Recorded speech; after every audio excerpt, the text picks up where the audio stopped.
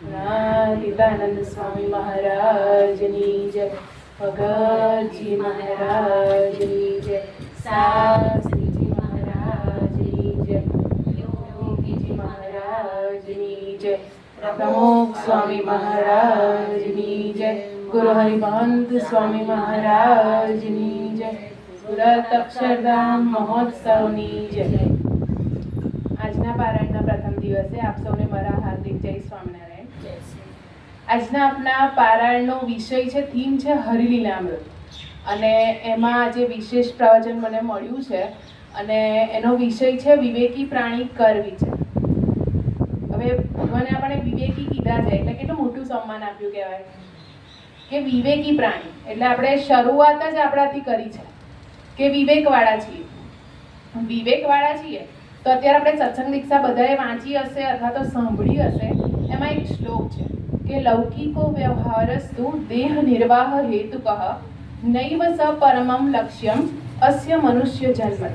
એટલે એવું કહે છે કે લૌકિક વ્યવહાર તો દેહના નિર્વાહ માટે જ છે. એટલે કે આપણો જે વ્યવહાર છે, આપણે જે માયા છે, એ ખાલી આપણા દેહના નિર્વાહ પૂરતો જ છે.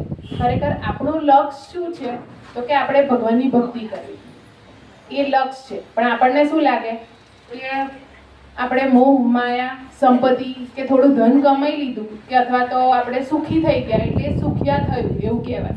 પણ ખરેખર આપણા જીવનનું લક્ષ્ય શું છે એ મનસ્વામી મહારાજે આપણને સત્સંગ દીક્ષામાં ચોખ્ખું કીધું છે કે ખરેખર એ લક્ષ્ય ખાલી ને ખાલી દેહ નિર્વાહ પૂરતું નથી, પણ આપણે જીવનને કેટલો સુખ્યો કરવાનો છે, જીવને કેટલો સુખ્યો કરવાનો છે એ જરૂરી છે. અને એટલે જ આપણને એટલું દૃઢતા કરાવે છે. અને તેથી આપણને વિવેકી પ્રાણી કીધું છે. નહીં તો જેવા તેવા હોય તો પ્રાણીઓને આપણે ખાલી પ્રાણી જ કહીએ અને એ મૂંગું હોય, એ આપણા જેવું વિચારી ના શકે કે બોલી ના શકે. પણ આપણને તો ભગવાન એટલા સ્વસ્થ બનાવ્યા છે કે આપણે વિચારી શકીએ છીએ, બોલી શકીએ છીએ, આપણો વિચાર પ્રગટ કરી શકીએ છીએ. અને એટલા જ માટે આપણને એવું કહે છે કે તમે સુખ શેમાં મનાય છે, તો આપણે જે પંચ વિષયમાં સુખ માનીએ છીએ એ સુખ ખાલી કેવું છે, ખાલી આપણને સારું લાગે, દૂરથી સારું લાગે, પણ અંતરનું સુખ કોઈને આવતું નથી. ઘણા બધા એવા આપણે લોકો જોયા છે કે બંગલામાં રહેતા હોય પણ મનની શાંતિ હોય નહીં. તો એ મનની શાંતિ કઈથી આવે? તો એટલે મહારાજે આપણને એવું કીધું છે કે પંચ વિષયના સુખનો ત્યાગ. અને એ પંચ વિષય એટલે કયા કયા વિષય? કોઈને ખબર છે પંચ વિષય એટલે? પંચ વિષયમાં કયા કયા પંચ વિષય આવે જેને આપણે પંચ ઇન્દ્રિયો કહીએ છીએ? કે આપણને જે સાંભળવું, બોલવું, કાન, નાક, સ્પર્શ, જીભ, બરાબર, એ પંચ વિષય છે. આપણને રૂપ સૌથી વધારે વાલું, આપણે લેડીઝ માટે તો સૌથી વધારે વાલું રૂપ, કે આપણને તૈયાર થવું ગમે. તો કહે છે આપણને તો આપણે પારાયણમાં તો આપણે ભગવાનનો જન્મદિવસ હોય ને એ રીતે તૈયાર થઈને આવો, કેમ ઉત્સવ મનાવીએ છીએ આપણે, ભગવાનને વધાવીએ છીએ કે આપણે આપણા ઘરે એમને પ્રસ્થાન કરીએ છીએ કે આવો તમે અમારા ઘરે પધારો. તો સાંભળવું. અને એના માટે એવું કહે છે કે આપણને મોહમાયા કેટલી બધી છે. તો એક રાજા હતો, એ નિસંતાન હતો. અને નિસંતાન હતો એટલે એમને એવું વિચાર્યું કે આપણે કંઈક કરીએ, મારા પછી મારી ગાદીનું કોણ? તો એમણે એક આખા ગામમાં ઢંઢેરો પીટાયો કે છે ને હું એક મારી ગાદી હું કોઈને આપવા તૈયાર થઈશ, પણ એના માટે એણે માત્ર 1 કિલોમીટરનું અંતર કાપવાનું છે. પણ ખાલી એને આપણે ઘણા બધા 24 કલાક આપી દીધા. હવે આપણે તો રહ્યા મનુષ્ય જીવ એટલે આપણને તો કે હવે 1 કિલોમીટર કાપતા વાર કેટલી? અહીંથી અહીંયા જવું છે ને, આપણે તો મંદિર જવું હોય એટલે 1 કિલોમીટર બહાર નીકળો એટલે કપાઈ જાય. પણ રાજા હતા ચતુર એટલે એમણે કરી મોહ માયા નગરી ત્યાં ઊભી કરી. 1 કિલોમીટરની વચ્ચે હોટલ, સિનેમા ઘર, શોપિંગ મોલ્સ, જે જીવને બધું ગમે એ બધું રસ્તામાં મૂકી દીધું. એટલે માયા નગરી રેડી કરી દીધી મસ્ત. આમ પછી રાજા તો એમના મહેલમાં રાહ જોતા હતા, હાર લઈને તૈયાર કે જે પહેલું આવે ને એને મારી ગાદી સોંપી દઉં. પણ જીવ તો કેવો કે જે વહેલું લાગે ત્યાં બેસી જાય. એટલે રસ્તામાં માયા નગરી જોઈ અને કે હજુ તો 1 કિલોમીટર ને હજુ 24 કલાક પડ્યા છે, કે હમણાં જઈએ છે શાંતિથી. એટલે કે લે હેડો સિનેમા જોઈ આવો, પછી કે ના થોડુંક શોપિંગ કરી આવો. એમ કરતા કરતા બધા પોતપોતાની માયામાં ફસાઈ ગયા અને રાજા રાહ જોતા રહી ગયા. સાંજ પડી પણ કોઈ આવતું નથી. છેલ્લે રાજા વિચારે છે કે આટલું બધું ખાલી 1 જ કિલોમીટર અંતર કાપવાનું, નાખા 24 કલાક આપ્યા હતા. એટલે આના પરથી ભગવાન આપણને શું જણાવવા માંગે છે કે ભગવાન તો સુખ આપવા બેઠા જ છે, આપણને લેવાનું છે. એટલે તો અત્યારે આપણે ખબર છે સૌથી વધારે સારામાં સારું કીર્તન અત્યારે ચાલી રહ્યું છે, એક ઓલિયો લૂંટાવાને બેઠો. એટલે કે મનસોઈ મહારાજ આપણને સુખ આપવા જ બેઠા છે, આપણે ખાલી લૂંટવાનું છે. એ કહે છે કે તમારાથી લૂંટાય એટલું લૂંટી લો, તમારામાં તાકાત હોય ને એટલું લૂંટી લો. આપણી તાકાતને ચકાસે છે કે તમારી ક્ષમતા કેટલી છે, તમારાથી લૂંટાય એટલું લૂંટી લો. એટલે કે ભગવાનનું સુખ આ રીતનું છે. અને એવું કહે છે કે તમને પંચ વિષય મળશે રસ્તામાં એટલે આપણી જિંદગી છે, આપણી જો 24 કલાકની આપણી પૂરી જિંદગી છે. આપણને કેટલી બધી મોહમાયા, અત્યારે આપણે પારાયણમાં આટલા બધા જણ આવ્યા છે એટલે બહુ બધી મોહમાયા ત્યાગીને આવ્યા છે, એટલે તમારા બધાનો ખૂબ ખૂબ આભાર. કેમ કે ઘણા બધાને બહુ બધા કામ હોય, કોઈકને અહીં જવાના હોય, કોઈકને ઘરના પ્રોબ્લેમ્સ હોય, પણ એમાંથી આપણે બહાર નીકળીને ભગવાનને ભજવા આવ્યા છે. કેમ? આપણે મોક્ષ જોઈએ છે અને ભગવાન આપણે એને કંઈક એવું લાગે છે કે આમાં આ વસ્તુ વધારે ઇમ્પોર્ટન્ટ છે આના કરતાં, એટલા માટે. હવે પંચ વિષયમાં પહેલું છે સાંભળવું, બીજું છે સ્પર્શ કરવું, ત્રીજું છે રૂપ એટલે કે જોવું, ચોથું છે સ્વાદ અને પાંચમું છે ગંધ. એટલે પંચ વિષય થઈ ગયા. અને એ આપણા સંતોને તો અમુક વસ્તુ આપણે શિક્ષાપત્રીમાં મહારાજે લખેલી છે કે આ વસ્તુ અને પંચ વર્તમાન એ લોકોને અલગ પાડવાના હોય, પણ આપણા માટે એવા ગ્રહસ્થને ઓછા છે. અને એના કારણે એટલે તો કે છે કે જેને જોઈએ તે આવો મોક્ષ માંગવા રહેલો. એટલે કે ભગવાન એવું કહે છે જેને જોઈએ એને અમે મોક્ષ આપવા તૈયાર છે, પણ જીવ પંચ વિષયમાંથી નીકળતો જ નથી. એટલે કે છે સોના કેરે પાંજરે મનહર મેવા ખાય અને તો પણ પામર કાગડો માંસ જોઈ લલચાય. એટલે કે આપણને જો સામે સોનું પડ્યું હોય ને પણ એ ના દેખાય, પણ પેલો મેવો ને બધું ઘરેણા પડ્યા હોય તો આપણે પહેલા શું લઈશું? એ ઘરેણા લઈશું, મોક્ષ નહીં લઈએ. એવું કહે છે કે આપણે પસંદ શું કરીશું, આપણી ચોઈસ બહુ ઇમ્પોર્ટન્ટ છે. પંચ વિષયમાંથી વૃત્તિ તોડવા ભગવાનમાં સુખમાં દ્રષ્ટિ પહોંચાડવી પડે. એ દ્રષ્ટિ કેવી રીતે પહોંચે? તો શ્રીજી મહારાજ કહે છે કે ભગવાનના અપાર સુખનો વિચાર અંતરમાં દ્રઢ રહે. આપણને એવું થાય કે મને અંતરમાં સુખ ને સુખ જ છે તો સુખ જ રહે. આપણે એવું કહીએ કે મને નહીં સારું થતું, મને આવું જ છે, તો કેવું કહે છે ભગવાન? એવું કહે છે કે તમને સુખ મળ્યું છે તો તમે એનો આનંદ લો. પ્રહલાદને બધા જાણે છે, તો પ્રહલાદને જ્યારે ભગવાને પ્રહલાદના પિતાની મૃત્યુ થઈ એટલે કે એની હત્યા કરી ત્યારે શું કીધું કે હવે પ્રહલાદ તું તારે જોઈએ એટલું સુખ ભોગવી લે, હવે બધી સંપત્તિ તારી છે.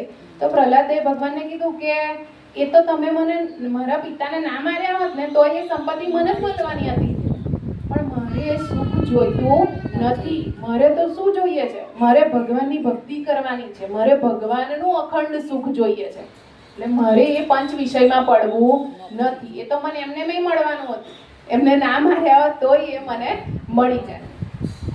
તો ભગવાન એવું કહે છે કે જો તમે ભગવાનને એ કહે છે કે જો તમે રાજી થયા હોય ને તો મારા ઇન્દ્રિયોના ગણ થકી મારી રક્ષા કરો. કેમ? કેમ કે આપણા ઇન્દ્રિયો જ એવા છે કે જેનાથી આપણે બહાર આવી શકતા નથી. મનને મારવાનું, શ્રીજી મહારાજ શું કહે છે? મનને મારીએ. જે મન તમને રમાડે કે તમે મનને રમાડો એ આપણે જોવાનું છે. હવે આપણે ઘણી વાર એવું થાય છે કે મન આપણને રમાડી જાય, કઈક જગ્યાએ પહોંચવાનું હોય, સભામાં જવાનું હોય તો 10 મિનિટ થોડી ચાલશે એમ કરીને આપણે મન એ વખતે આપણને રમાડી જાય, પણ એ વખતે આપણે મન જોડે રમવાનું નહીં અને આપણે મનને રમાડી દેવાનું. એટલે એવું કહે છે કે કઠો ઉપનિષદમાં આપણે બધા ગાંધીનગર અક્ષરધામ ગયા છે અને નચિકેતાનો શો બધાએ વોટર શો નિહાળેલો છે, હે ને? તો નચિકેતાને એવું કહે છે કે એમણે યમરાજા પાસે મૃત્યુંજયની વિદ્યા માંગી ત્યારે યમરાજા શું કહે છે કે હે નચિકેતા, તારામાં જેટલી તાકાત હોય ને, તને જે ઈચ્છા હોય ને તું માંગ, તું 100 વર્ષની આયુષ્ય માંગ, પછી તારે પુત્ર પૌત્ર માંગ, અનેક પશુઓ, હાથીઓ, ઘોડા, સુવર્ણ માંગ, ભૂમિ પર મોટું રાજ્ય માંગ. એટલે કે તું કહીશ ને એવું કહી ને કે આ રાજ્ય મારે જોઈએ છે તો તને એ રાજ્ય મળી જશે. ઈચ્છિત આયુષ્ય માંગ, આ સિવાયનું પણ તારા મનમાં જે આવે એ તું માંગ. મનુષ્યને પણ દુર્લભ એવી અપ્સરા, રથ, વાજિંત્ર એ બધું જ માંગી લે, પણ ખાલી મરણ વિષયક કશું તું પૂછીશ નહીં. એવું નચિકેતાને યમરાજાએ કીધું. તો યમરાજાને તો નચિકેતા એટલો નાનો પણ એટલો મસ્ત જવાબ આપે છે કે ભલભલા ઋષિ મુનિઓની પણ પલાઠી છૂટી જાય એવા પ્રલોભનોને પણ પરંપરાને ઝટકી દે છે કે મારે આવું કોઈ સુખ જોઈતું નથી. એ સુખ કેવું છે તો કે નાશવંત છે. એક સમય પછી આપણને કેટલા સુખો તમે જુઓ ને તો કેટલા સુખ નાશવંત છે. હમણાં જ આપણા અત્યારની જ વાત કરીએ, પંખો જ્યાં સુધી ફરે એટલી મિનિટ ઠંડક આવે. એ સુખ કેવું છે? નાશવંત છે. લાઈટ જતી રહે. પહેલાના લોકો લાઈટ નથી તો ટેવાયેલા જ હતા, તો એ લોકો તો સુખી જ હતા. પણ આપણે સુખ મળ્યું પછી એ સુખની શું પડી ગઈ છે? આદત પડી ગઈ છે. પણ ક્યારેય ભગવાનના સુખની આદત નહીં પડતી કે ભગવાન વગર મને ચાલશે નહીં. એ સુખની આદત નહીં પડતી. તો ભગવાન એવું કહે છે તમારે મોક્ષ લેવો છે તો પંચ વિષયનો ત્યાગ કરવો પડશે. સૂકો રોટલો ખાઈને તમારે ભક્તિ કરવી પડશે. એમાં પછી બાંધછોડ કરવી નહીં.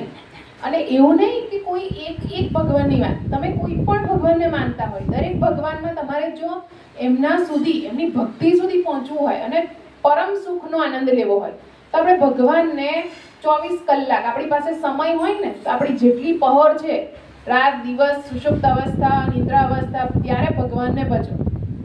પણ આપણે શું કરીએ છીએ? કોઈક આવ્યું હોય, કંઈક થયું હોય તો આપણે ભગવાનનો પ્રોગ્રામ રદ કરી દઈએ અને પહેલો આપણો પ્રોગ્રામ સાચવીએ. એવું થાય છે ને? થાય છે. એટલે એવું કહે છે કે પંચ વિષયનો ત્યાગ કરવો બહુ અઘરો છે. ક્યારેક સાંભળવું, ક્યારેક જમવાનું હોય ને 11 હોય અને લગ્ન હોય તો આપણે ચૂસ પહેલા શું કરીએ? લગ્ન પ્રસંગનું કરીએ કે કોઈને ખોટું લાગવું જોઈએ નહીં, પણ આપણો નિયમ જળવાવો જોઈએ, એનું પણ આપણે ધ્યાન રાખવું જોઈએ. એટલે એવું કે છે પંચ વિષયનો ત્યાગ કરવો અઘરો છે, પણ જો એના પર તમે એકવાર વર્ચસ્વ આવી જશે તો પછી તમે એના પર પ્રભુત્વ મેળવી લેશો અને પછી ભગવાનનું સુખ આપણને અખંડ ને અખંડ રહેશે. એવું કે છે કે નચિકેતાની દ્રષ્ટિ પરમાત્માના અનંત અજર સુખમાં પડી ગઈ તો એને પંચ વિષયને એને લાત મારી દીધી કે મારે કશું જોઈતું નથી. અને એટલે જ એવું કહે છે કે આપણે ભલે 24 કલાક આપણે ગમે તેટલા કામ કરતા હોય, આપણે લેડીઝ છીએ તો આપણે તો કોઈ કામ એવું નહીં કે આપણા વગર થઈ જાય. સવારથી ઉઠીને રાત સુધી, રાત્રે છોકરાઓને દૂધ આપવાથી માંડી અને સવારનું એમનું ટિફિન બોક્સની તૈયારી કરવાથી માંડીને આપણે સવારથી રાત સુધી એમાં રચ્યા પચ્યા રહીએ છીએ. પણ મોક્ષ કરવા કોણ આવશે? નહીં છોકરા આવે, નહીં વહુ આવે, નહીં હસબન્ડ આવે, કોઈ જ નહીં આવે. કોણ આવશે? એક આપણા ભગવાન. અને ભગવાનને જ ભજવાના. ટાઈમ કાઢીને અત્યારે ટાઈમ છે. હું તો એવું નહીં કહેતી કે બહુ ઉંમર પછી નહીં, ભક્તિ શરૂઆતથી જ કરાવો. આ નાની બેબી બેઠી છે તો એ સાંભળશે ને એવું શીખશે. જેવું નહીં કહેતા કે મૂળમાં નાખીશું એવું ઉગશે. તો આપણા છોકરાઓમાં પણ આપણે અત્યારથી જ નાખવાનું છે. એવું કેમ કે હજુ નાના છે તો ના, અત્યારથી જ વચનામૃત, સ્વામીની વાતો, સારી આદતો, એ બધું આપણે અત્યારથી જ આપવાનું છે. અને નહીં આપે તો અત્યારે કેટલો ઘોર કળિયુગ ચાલે છે આપણે જાણીએ છીએ. તો પંચ વિષયમાંથી આપણે પણ છુટકારો મેળવવાનો છે, આપણા સંતાનોને પણ મેળવવાનો છે, અને જેને પણ આપણે યોગમાં આવે આપણે બધાને એવું આપણે વાત કરી. અને આપણી એક વાતથી જો કોઈનું જીવન સુધરતું હોય તો હું તો કહું કે કરવી. જઈ ગયા હોય તઈ આપણું મોઢું ચાલુ કરી દેવાનું, મરજ્યા. મને એ બહુ આદત છે. જઈએ ને તઈ મારા હસબન્ડ મને કહે બસ હવે તું તારું સ્વામિનારાયણ બંધ કર, નહીં તો આ બધા નાઈ જશે. મને એવું કહે. અને મને કેવી આદત બોલવાનું, બોલ કરવું અને બહુ જ સલાહ લેવાની આદત. એટલે સલાહ લેવા બેઠી ને એટલે કે તું અહીંથી ઊભી થા તો સામેવાળાને એવું કહેશે હમણાં બસ હવે પતી ગયું, સલાહ આપવાની બંધ કર. પણ આપણાથી કેવું જોવાય નહીં અને રહેવાય નહીં બોલ્યા વગર. એક તો મહિલાની આપણી આદત છૂટે નહીં, આદત છે મજબૂર. બૃહદારણ્યક ઉપનિષદની એક કથા છે. યાજ્ઞવલ્ક્યની 2 પત્નીઓ હતી, મૈત્રેયી અને કાત્યાયની. તો કાત્યાયનીને એ પોતાની મિલકત આપી અને વાનપ્રસ્થાશ્રમમાં જાય છે યાજ્ઞવલ્ક. તો પછી એ વખતે કાત્યાયની જે છે એ મિલકત મળવાથી રાજી થઈ જાય. ધન સંપત્તિ મળી ગઈ, આખા જિંદગીની કમાણી મળી ગઈ, તો કે તમારે જઈ જવું હોય ત્યાં જાઓ. હવે મારે તમારી જોડે કોઈ લેવા દેવા નથી. પત્ની હતી તોય. હવે આપણે વિચાર. તો એવું કે છે પણ મૈત્રેયી પૂછે છે સા હોવાચ મૈત્રેયી યન્નુમ યમ ભગોઃ સર્વા પૃથ્વી વિત્તેન પૂર્ણા સ્યાત કથમ તેનામૃતા સ્યામિતિ. એનો અર્થ એવો છે, શું આ પૃથ્વી ધનથી ભરેલી મળી જાય તો આપણને અમરત્વ મળી જાય? અહીંથી સોનાના ઢગલે ઢગલા કરી દે પણ આપણને એવું પછી એનાથી એવું પ્રૂફ થઈ જાય કે આપણા હવે અમરપટો મળી ગયો છે?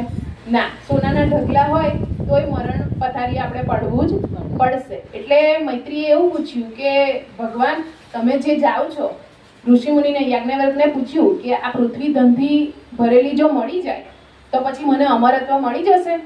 તો યાજ્ઞવલ્ક ઋષિએ કીધું ના, એ તો પોસિબલ નથી. ના, ધનથી તો એક સાધન સંપન્ન વ્યક્તિ જીવે તે રીતે ખાલી જીવી શકાય, પણ અમરત્વ મળે નહીં. એટલે મૈત્રેય કહે છે તો પછી મારે પણ આ ધન દોલતની શું જરૂર? જેનાથી અમરત્વ ના મળે તો એને હું શું કરું? તો એ પણ યાજ્ઞવલ્ક સાથે ચાલી નીકળી. એટલે આપણને ઓળખાણ થવી જરૂરી છે, પ્રગટની ઓળખાણ. અત્યારે ભવનસ્વામી મહારાજ શું કહે છે? પ્રાપ્તિનો વિચાર કરો. શું પ્રાપ્તિ થઈ છે? જે ભગવાન મળ્યા છે, જે ગુરુ મળ્યા છે, એની આપણે અત્યારે કદર નહીં કરીએ તો જતે દિવસે જેમ આપણે કહીએ છીએ શ્રી કૃષ્ણ ભગવાન હતા બધાની વચ્ચે જ હતા પણ ના ઓળખાયા તો શું કરવાનું? પછી આપણે એવું કહીએ શ્રી કૃષ્ણ ભગવાન હતા અને હતા જ, પણ જોડે જ હતા, બધાની જોડે ગોપીઓ જોડે રમતા હતા, પણ ઓળખાયા નહીં. એટલે ઓળખાણ જરૂરી છે. પ્રગટની ઓળખાણ અત્યારે જ કરવી.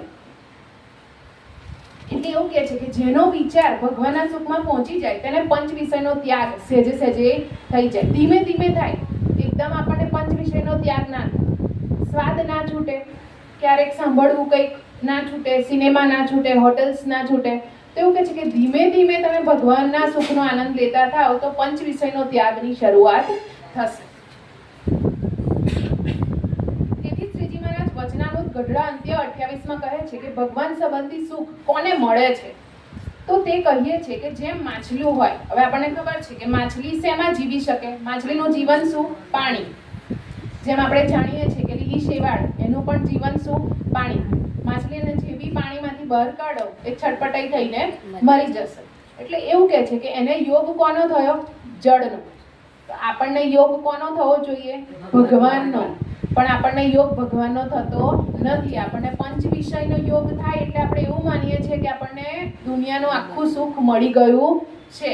એટલે આપણે એવું કહે છે કે તેને પંચ વિષયને સુખ માને તો એ મુવા જેવો થઈ જાય, અને એવો જે હોય તેને ભગવાનનું સુખ ક્યારેય મળે નહીં. અને પંચ વિષય કરીને જેને જીવન પડું પણ ટળી ગયું છે, એક ટાઈમે આવશે એવું કહે છે કે મૃત્યુશૈયાએ પહોંચશે ત્યારે આપણે કોને યાદ કરીએ છીએ? ભગવાન. હે ભગવાન. કઈ બી થાય ને આપણે પહેલા શું કહીએ? હે ભગવાન. પણ હું તો એવું કહું કે આખી જિંદગી ભગવાનને નામ આપણે સંભાળ્યા હોય તો આપણને મરણ સૈયાએ ભગવાન કેમનું સાંભળશે? અત્યારના છોકરા એવું કે હજુ તો વાર છે, તમાર ભજો, અમારે વાર છે. ત્યારે એવું જ કહેવું કે આપણે જ્યારે છેલ્લી અવસ્થાએ પહોંચીએ ત્યારે ભગવાન કેમ ના આવશે? અત્યારથી જ ભગવાનને ભજવાની શરૂઆત બાળપણથી જ. હું તો કહું કે ગર્ભાવસ્થાથી જ થાય. કે ગર્ભ સંસ્કાર અત્યારે આપણે સભામાં અને અત્યારે આપણા સંપ્રદાયમાં બહુ જ સારું ચાલે છે. ગર્ભ સંસ્કાર જ્યારથી માતાઓ માટે સ્પેશિયલ સભા એ લોકોની અલગ કરેલી છે કે તમે બાળકોની પૂજા અલગ કરો પહેલેથી, જેથી બાળકને ગર્ભથી જે સંસ્કાર મળે. અને અત્યારના બાળકો એટલા એડવાન્સ છે કે આપણે એમને જેવું શીખવાડીએ એવું એ પહેલેથી શીખશે. સત્સંગ દીક્ષા તો 1-2 વર્ષની બાળકીએ કર્યા તો કંઈ નહીં. જેને ગુજરાતી બોલતાય ના આવડે, જેને બોલતા જ ના આવડે, પહેલું તો 2-2.5 વર્ષનું બાળક બોલી જ શું શકે? પણ જે સંસ્કાર મળ્યા છે, જે માતા પિતા તરફથી મળ્યું છે, એના કારણે હવે એનામાં અત્યારથી મૂળ રોપાયેલા છે તો એ મૂળ આજીવન રહેશે. હવે માછલીને જેમ પાણીની બહાર કાઢીએ એમ તે તરફડી ઉઠે, તેમ આપણને કેવું થાય? ક્યારેક ઉતારો સમયમાં ગયા હોય, ઉતારો ના મળે, અથવા તો કંઈ પણ આપણા પ્રસંગમાં પણ ગયા હોય, ઉતારો ના મળે, જમવાનું સારું ના મળે તો આપણે ઢીલા ડબ થઈ જઈએ. એવું શ્રીજી મહારાજ શબ્દ વાપરે છે. આપણે કેવા થઈ જઈએ? ઢીલા ડબ. એટલે ફિશ આઉટ ઓફ વોટર. એટલે કે માછલીને પાણીની બહાર કાઢી અને જેવા તરફડિયા મારે એવા આપણે તરફડિયા મારીએ છીએ. એ પ્રસંગનો આનંદ લેતા નથી, સમયનો આનંદ લેતા નથી. ખરેખર આપણે ગમે તે જગ્યાએ સમયમાં શું આપણા ખુદના કોઈના પ્રસંગમાં ગયા હોય તો કે જવા દે ન હોય, પણ એ વ્યક્તિની પરિસ્થિતિ, એ વ્યક્તિની દશા કે એ વખતે શું જરૂરી હતું એ માની અને આપણે એ પ્રસંગનો આનંદ લેવો જોઈએ. એટલે એવું કહે છે કે ભગવાનનું સુખ એમને મળતું નથી અને પંચ વિષયમાંથી જીવનપણું પણ ટળી ગયું છે, તેથી જ તે ભગવાનના સુખને પામે છે. હવે ગોપીઓને જ્યારે ખબર પડી કે કૃષ્ણ ભગવાન જતા રહ્યા છે, એટલે અહીંયા છોડીને જતા રહ્યા છે, ત્યારે એ લોકોને ચંદનથી અર્ચા કરે ને તો પણ એમને ઝેર ચોપડ્યા જેવું લાગે. કેમ? જ્યારે કૃષ્ણ હતા ત્યારે એને બધા આમ શું કહેવાય છંછેડતા હતા કે મીઠી મજાક કરતા હતા, પણ એ વખતે ઓળખાણ થઈ નહીં. અને પછી ભગવાન ગયા પછી એમને ઝેર જેવું લાગ્યું કે હવે કૃષ્ણ વગર અમારી જિંદગી અધૂરી છે. એટલે એવું કહે છે કે કોઈ ગળામાં પુષ્પનો હાર પહેરાવે તો પણ આપણને સાપ નાખ્યા જેવું દુઃખ લાગે.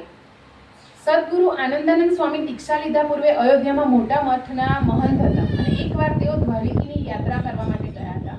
શ્રીજી મહારાજના દર્શન થયા અને જોનારા ઝડપાયા. જેવા શ્રીજી મહારાજના દર્શન થયા અને એમણે ત્યાં જ દીક્ષા લીધી અને એમની 1 લાખની જે મિલકત હતી એ શ્રીજી મહારાજને ત્યાં ચડાવી દીધી. એટલે એમનું પંચ વિષય ત્યાં ટળી ગયું કે એમણે મિલકત એમની પોતાની હતી એ વિચાર્યા વગર ચડાવી દીધી. એવું તો આપણે ઘણા બધા જાણીએ છીએ કે શ્રીજી મહારાજે એક પત્ર લખ્યો અને ઘણા બધા હરિભક્તો, હવે એ લોકો સોના ચાંદીના પ્યાલામાં ચા પીતા હતા એવા પણ એક હુકમે એ લોકો સંત થવા આવી ગયા.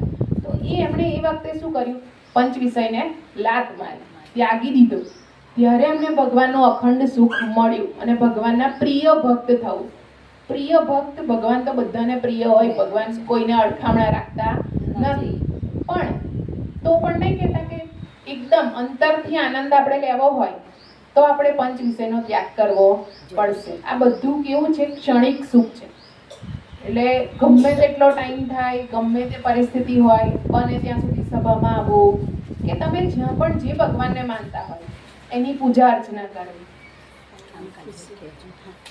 શ્રીજી મહારાજ એક પત્રે સાધુ થવા ચાલી નીકળેલા 18 પરમહંસોમાં કોક જાગીરદાર હતા તો કોક સોના રૂપાના પ્યાલે પાણી પીનારા હતા. લાધા ઠાકર 1 લાખ રૂપિયાની ઉઘરાણી ખોટી કરી મહારાજની પાસે કારભારીની સેવામાં આવી ગયેલા.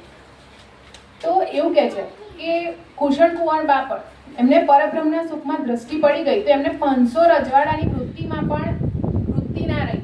500 રજવાડા પણ વચ્ચે આવ્યા નહીં. દેહ મૂકી અને અક્ષરધામમાં પહોંચી ગયા. એટલે એવું કહે છે રાજ વૈભવ અને જેને ભગવાનમાં અસીમ સુખ છે તે વિચાર હૃદયમાં ઠરે છે અને તેને પછી વિષય સુખ કેવા લાગે? સારા લાગે. સારંગપુરમાં ભૂલદોલ થયો હતો અને શ્રીજી મહારાજે ફગવા માંગવાનું કહ્યું. જ્યારે ઉત્તર ગુજરાતના જે જતનખોઈ હતા એમણે માંગ્યું કે આપણે કહીએ છીએ ને કેદી દેશોમાં સંસારી સુખ, કેમ સંસારના સુખની ના પાડે છે? સંસારનું સુખ નાશવંત છે, એ સદા દુઃખમય છે અને આપણે જોઈએ ને તો આપણને ખાલી ક્ષણિક સુખ વર્તાય પણ પછી એમાં આનંદ આવતો નથી. તમે ગમે તેટલા સ્ટ્રેસફુલ હોય ને પણ તમે મંદિરમાં જઈને બેસો, તમારું માઇન્ડ એટલું પીસફુલ થઈ જશે ને, એટલી શાંતિ લાગશે ને, બધા જ રઘવાટ જે આપણા મનમાં હશે ને બધા ત્યાં જઈને શાંત થઈ જશે. બધાને એવો અનુભવ થયો છે? બધાને. એવું નહીં કે સ્વામિનારાયણ, તમે જે ભગવાનને માનતા હોય પણ તમે ભગવાનની નજીક જશો ને એટલે ભગવાન ઓટોમેટિક તમારા બધા દુઃખ લઈ લેશે, એક્સેપ્ટ કરી લેશે તમને. એટલે આપણે ખાલી ભગવાનની નજીક જવાની જરૂર છે. ભગવાન આપણી જોડે જ છે, અહીંયા જ બેઠા હોય. ઘણાને કેવું હોય અહીંયા જ મંદિર હોય પણ કેવું હોય એનું સુખ ના ભોગવાય. મંદિર તો અહીંયા જ છે ને ભગવાન કઈ જવાના છે એવું હોય. પણ આપણે એમને રોજ મળવા જવું જ પડે, આપણે પૂજા કરવી જ પડે. એક દિવસ પૂજા ના કરીએ ચાલે? ના ચાલે. આપણે ચા નાસ્તો ના કરીએ ચાલે? નહીં ચાલતું. મોટા ભાગના આપણે લોકો ચા પીએ છીએ, કોઈને સવારની મોર્નિંગ જ નહીં થતી ચા વગર. એવી રીતે ભગવાનને આપણે ગુડ મોર્નિંગ ના કહીએ તો ભગવાનની મોર્નિંગ કેમ નહીં થાય? અને એમની મોર્નિંગ નહીં કરવાની, એમને આપણી મોર્નિંગ કરવાની છે. આપણું સુખ એમને આપણને સુખ આપવાનું છે. તો આપણે આપણા માટે ભગવાનની ભક્તિ કરવાની છે, આપણા અંતરના સુખ માટે કરવાની છે, કોઈના માટે કરવાની નથી. નહીં તો પછી કેવી વાત થાય? વાલિયા લૂંટારા જેવી વાત થાય કે તમે મારા ભાગનું પાપ ભોગવશો ના. ભલે આપણે રૂપિયા ખાધા હોય, સુખ ભોગ્યું હોય, પણ પત્ની, બાળકો કે ઘરના કોઈ સગાવાલા આપણું દુઃખ ભોગવવા આવશે નહીં. દુઃખ તો આપણે જ જાતે ભોગવવું પડશે. તો એના કરતા પંચ વિષયને અત્યારથી જ આપણે ઠોકર ના મારી દઈએ ને ભગવાનનું સુખ ના ભોગવીએ. અખંડ સુખ અને આવી શકે એવું નથી કે ના આવી શકે. આપણે 24/7 કઈ બી દુઃખ આવે ને, કઈ બી દુઃખ આવે, તમે ખાલી જે ભગવાનને માનતા એમનું નામ જપ કરો. સૌથી વધારે શું કહે છે? નામ જપ કરો. અને લોકોથી એટલા જ અંતરમાં રહો કે જેનાથી જેટલી તમારે જરૂર હોય. બહુ આપણે પડીએ ને તો શું થાય, એના વિશે બહુ વિચારીએ અને શું કર્યું હશે અને ખાધું હશે કે નહીં, આજે આને આવી સાડી પહેરી છે, આ નહીં હાલ લાગતી, આપણી આવી આદત છે.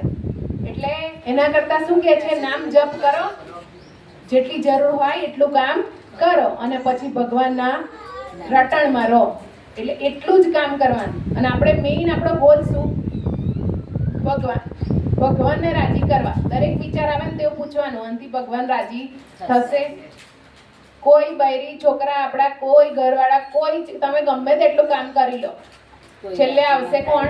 ભગવાન. એટલે ભક્તિ પહેલી અને બીજું બધું પછી.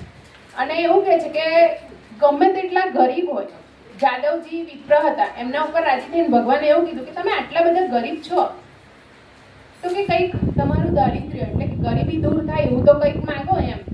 તો કે મહારાજ ગરીબ કોણ કહેવાય, હું તો તમારી મૂર્તિનું અખંડ સુખ લઈ રહ્યો છું, તો મારા જેટલું તો સુખી કોઈ નહીં. હું તો કેવો છું, બહુ સુખી છું, બહુ ધનવાન છું. ગરીબ કોણ છે? જેને તમારી મૂર્તિમાં સુખ મનાતું નથી, એ ગરીબ છે. એટલે એવું કહે છે. અને એમણે પંચ વિષયને લાત મારી દીધી કે મારે કોઈ ધન સંપત્તિ જોઈતી નથી. અને છેલ્લી એક વાત કહીને પૂરું કરું કે જેમ આપણને જેવો વિચાર હોય ને એવો વિચાર દ્રઢ રહે.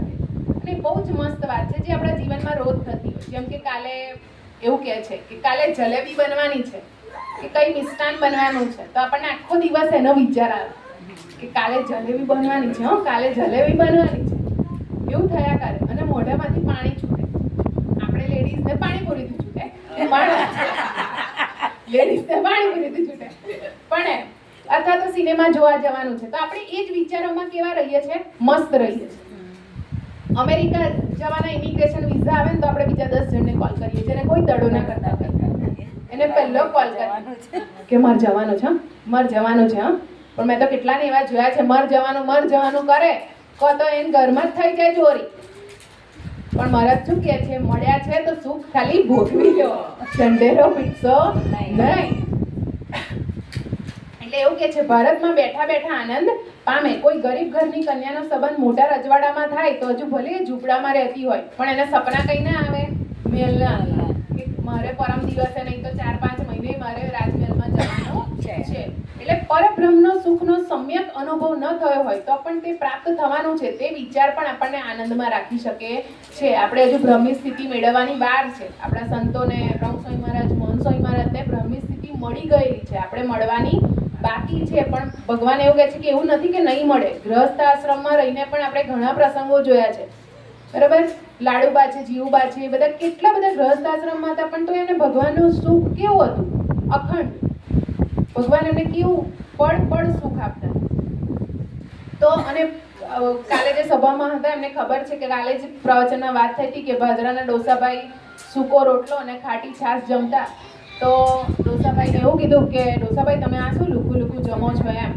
તો કે હું તો કઈ લુકું જમું છું, હું તો ભગવાનને જોઈને સંભાળીને જમું છું. એટલે હું તો પરબ્રહ્મનો આનંદ લઉં છું, એટલે એમાં સુખી છું.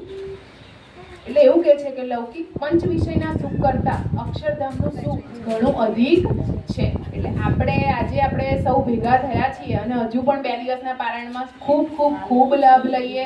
હરિલીલામૃત આપણો મેઇન વિષય છે અને આપણે લાભ લઈએ, બીજાને પણ લાભ અપાવીએ. લઈને આવો.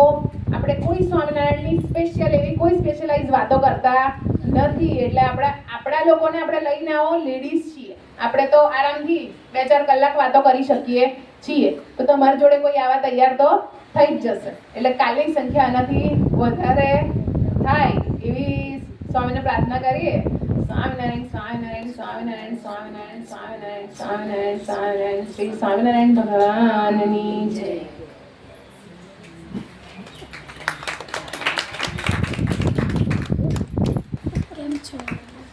કેમ છો?